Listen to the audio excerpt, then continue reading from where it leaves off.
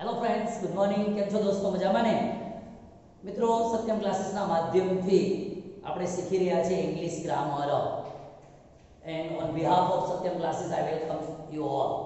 Friends, આપણે 10th માં science શરૂ કરવું હતું, પણ લોકડાઉન ક્યારે ખુલશે એ એક્ઝેક્ટલી આપણે શ્યોર નથી.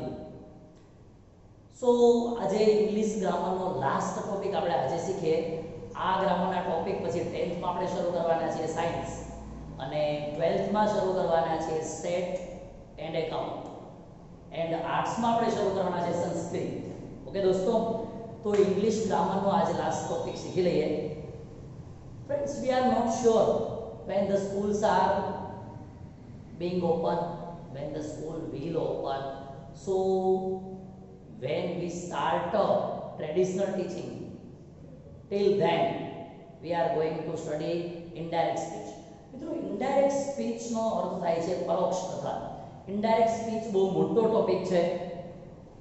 10th માં પણ તમે 4 માર્કમાં પૂછાય છે, 12th માં પણ 4 માર્કમાં પૂછાય છે, એન્ડ ફર્ધર સ્ટડીઝ આગળ તમે તે ભણશો તો ત્યાં પણ indirect speech બહુ કામનું છે. ઓકે, તમે કોમ્પિટિટિવ એક્ઝામ પાસ કરતા હશો એમાં પણ તમારે indirect speech ઘણું બધું ઉપયોગી છે. ઓકે, સો ફ્રેન્ડ્સ, આજે આપણે ઇનડાયરેક્ટ સ્પીચ શીખવાના છીએ. તો ઇનડાયરેક્ટ સ્પીચમાં તમારે ઘણા બધા ચેન્જીસ છે, બધા જ ચેન્જીસ પાકા કરી લેવાના છે. ઓકે, મે બી નેક્સ્ટ મંડે થી આપણે કદાચ ટ્રેડિશનલ ટીચિંગમાં જઈએ અને તમે ક્લાસમાં બધા આવી શકશો, પણ શ્યોર નથી હજુ. ઓકે, ગવર્નમેન્ટ ગાઈડલાઈન બહાર પાડે, પરમિશન આપે, સ્કૂલ શરૂ થાય, ઓકે, તો સાથે આપણે ક્લાસ શરૂ થશે. 12th નું રિઝલ્ટ નેક્સ્ટ 10th માં આવી રહ્યું છે, 10th જૂનમાં. ઓકે, અને 10th નું રિઝલ્ટ પણ વિધિન 5 ડેઝ, એટલે 10th જૂનથી 15th જૂનની વચ્ચે મે બી ડિક્લેર થશે. ઓકે, કદાચ તમારા કોઈ ફ્રેન્ડ્સ કે ગ્રુપમાં કે ફેમિલી મેમ્બર્સમાં કે કઝિનમાં કોઈ સ્ટડી કરતો હોય, તમને પૂછતું હોય તો એમને ઇન્ફોર્મ કરજો. ઓકે, તો આપણે શરૂ કરીએ ઇનડાયરેક્ટ સ્પીચ. ઓકે, ઇનડાયરેક્ટ સ્પીચમાં તમારે થોડા ચેન્જીસ તૈયાર કરવાના છે.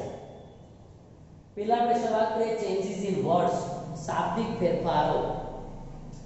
જ્યાં સુધી બધા ચેન્જીસ તૈયાર નહીં કરો ત્યાં સુધી તમે ઇનડાયરેક્ટ સ્પીચ શીખી શકશો નહીં. ઇનડાયરેક્ટ સ્પીચ ગ્રામર દુનિયાનો સૌથી મોટો ટોપિક છે. માર્ક્સ એના 4 મળે છે, પણ ચેન્જીસ ઘણા બધા શીખવાના છે આપણે. વિધાન વાક્યો, નકાર વાક્યો, પ્રશ્નાર્થ વાક્યો, પછી આજ્ઞાર્થ વાક્યો, પછી ઉદ્ગાર વાક્યો, ઘણું બધું શીખવાનું છે. રેડી? ઓકે, ત્યાર પછી પેરેગ્રાફ પણ શીખવાના છીએ. શરૂઆત આજે આપણે બેઝિકલી કરીએ છીએ.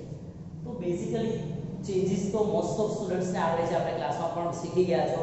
જે નથી શીખાય એ તો ચેન્જીસને બરાબર પાકા કરશે, અને જેને આવડે છે એ એકવાર રિપીટ કરી લેશો. Okay, ready? તો ચલો જોઈએ. કદાચ પછી હું ઝૂમ થી તમને ભણાવવાનું ચાલુ કરીશ. હમણાં એક્સ્ટ્રા એમને ઝૂમ મીટિંગ લઈશું તો હું લાઈવ તમને પ્રશ્ન પૂછીશ. વિડિયો લેક્ચર તો આપણા શરૂ જ રહેશે, પણ ઝૂમ ની અંદર આપણે વિડિયો મીટિંગ લેશું, વિડિયો કોન્ફરન્સ લેશું, તો હું ઓન ધી સ્પોટ તમને સીધા જ ક્વેશ્ચન્સ પૂછીશ. મે બી સેટરડે આપણે ઝૂમ રાખવાના છે 10th અને 12th બંને માટે, અને એ તમને પ્રશ્ન પૂછવા માટે હું રાખવાનો છું. ઓકે દોસ્તો, તો સેટરડે હું તમને ટાઈમ ગ્રુપમાં મોકલી દઈશ, ત્યારે બધા ઓનલાઈન થશું. જેને જે ટાઈમ આપ્યો હશે અલગ અલગ બેચને, એ ટાઈમે ઝૂમ મીટિંગથી આપણે ઓનલાઈન થશું, અને ઝૂમમાં હું તમને વિડિયો કોન્ફરન્સમાં સવાલ પૂછીશ અને તમારા લાઈવમાં જવાબ આપવાના છે. Okay, ready? એવું જેમને હું કહીશ કે ભાઈ આ સ્ટુડન્ટ્સને જવાબ આપે તો એમને જ આપવાનું હશે, નામ લઈને જ કહીશ. તો એવી રીતે આપણે એ પ્રશ્નો તૈયાર કરશું. પણ ત્યાં સુધી તમે ઇનડાયરેક્ટ સ્પીચ શીખો. આજે આપણે બેઝિક છીએ, તો બેઝિકમાં વાતો કરીએ આપણે ચેન્જીસ ઇન વર્ડ્સ, શાબ્દિક ફેરફારો. શબ્દનો ફેરફાર, ડાયરેક્ટમાંથી ઇનડાયરેક્ટમાં જાવ તો શબ્દોના કયા કયા ફેરફાર છે આપણે એની વાતો કરીએ. મિત્રો, ધીસ નું થશે ધેટ, ધીસ નું ધેટ, ધીઝ એનું થશે ધોઝ. ધીસ એટલે શું? કોઈ વસ્તુ નજીક હોય અને એક જ હોય તો એકવચનનો શબ્દ છે એ. ધીસ એટલે આ તમારી નજીકમાં છે તો એના માટે ધીસ વપરાય. તો ધીસ નું થશે ધેટ, ડાયરેક્ટમાંથી ઇનડાયરેક્ટમાં જશો તો. ધીઝ એટલે આ, પણ નજીકની વસ્તુ હોય ને વધારે હોય, એ બહુવચનનો વર્ડ છે. તો ધીઝ નું થશે ધોઝ, એટલે પેલાઓ અથવા તેઓ. ધીસ એટલે આ, આનું થશે તે, એટલે ધેટ. ધીઝ એટલે આ બહુવચન, એનું થશે those.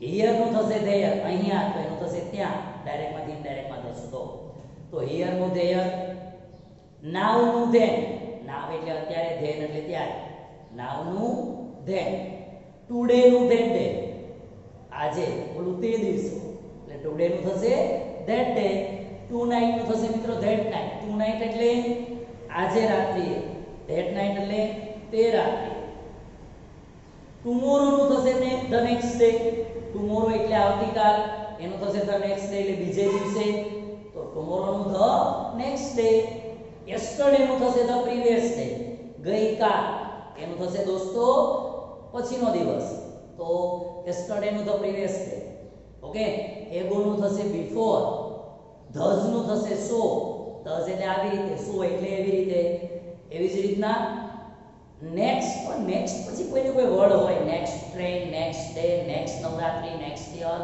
Next month, next Sunday, તો નેક્સ્ટ નું થશે ધ ફોલોઈંગ, જેમ કે નેક્સ્ટ વીક તો એનું થશે the following week, next student તો એનું થશે ધ ફોલોઈંગ સ્ટુડન્ટ, નેક્સ્ટ એટલે આવતું, ધ ફોલોઈંગ એટલે પછી, ઓકે, એવી જ રીતના લાસ્ટ નું થશે ધ પ્રીવિયસ, લાસ્ટ નું થશે દોસ્તો the previous, okay, once again I repeat, this નું that, this નું those, here નું there, now નું then, today નું that day, tonight નું that night, yesterday નું the previous day, tomorrow નું the next day, next નું the following, next પછી મેં જો કરેલું છે ડોટ ડોટ ડોટ, તો next પછી કોઈ વર્ડ આવે છે, તો the following પછી પાછું dot dot dot, the following પછી પણ કંઈક વર્ડ આવશે, ઓકે, last નું the previous, last week તો the previous week, last vacation તો ધ પ્રીવિયસ વેકેશન, ઓકે, એવું, એગોનું બિફોર અને ધઝનું સો, તો આ હતા ચેન્જીસ ઇન વર્ડ્સ. હવે આપણે શીખીએ છીએ ચેન્જીસ ઇન વર્બ, ક્રિયાપદના ફેરફારો. મિત્રો ઇનડાયરેક્ટ સ્પીચ તમે બે રીતે ભણી શકો છો, યા તો તમે કાળને ચેન્જ કરતા શીખો, જેમ કે સાદા વર્તમાનનું સાદો ભૂતકાળ, સાદા ભૂતકાળનું પૂર્ણ ભૂતકાળ, ચાલુ વર્તમાનનું ચાલુ ભૂતકાળ, ચાલુ ભૂતકાળનું ચાલુ પૂર્ણ ભૂતકાળ, આવી રીતના થઈ શકે, ઓકે. પણ કાળ કરતા હું તમને ક્રિયાપદથી સમજાવું, એ એકદમ ઈઝી રહેશે. ઓલું કાળમાં તમારું શું થશે, પહેલા તમારે વાક્યને ઓળખવું પડશે કે આ કયા કાળનું વાક્ય છે, પહેલું કામ એ કરવાનું છે. પછી તમને ખબર હોવી જોઈએ કે આ કાળમાંથી આ કાળ થાય, પછી એક્ઝામ્પલ તરીકે પહેલા તમે ઓળખતા હોજો કે આ સાદા ભૂતકાળનું વાક્ય છે, સાદા ભૂતકાળના સાઇન ઉપરથી એના ક્રિયાપદ ઉપર તમને આઈડિયા આવી જવું જોઈએ કે સાદા ભૂતકાળનું છે, તો પહેલા તમને એની વાક્ય રચના કમ્પ્લીટલી આવડવી જોઈએ. પછી એ ખબર હોવી જોઈએ કે સાદા ભૂતકાળનો પૂર્ણ ભૂતકાળ છે, પછી સાદા ભૂતકાળમાંથી પૂર્ણ ભૂતકાળમાં જવાય, તો પછી પૂર્ણ ભૂતકાળમાં શું થાય એ તમને ખબર હોવી જોઈએ.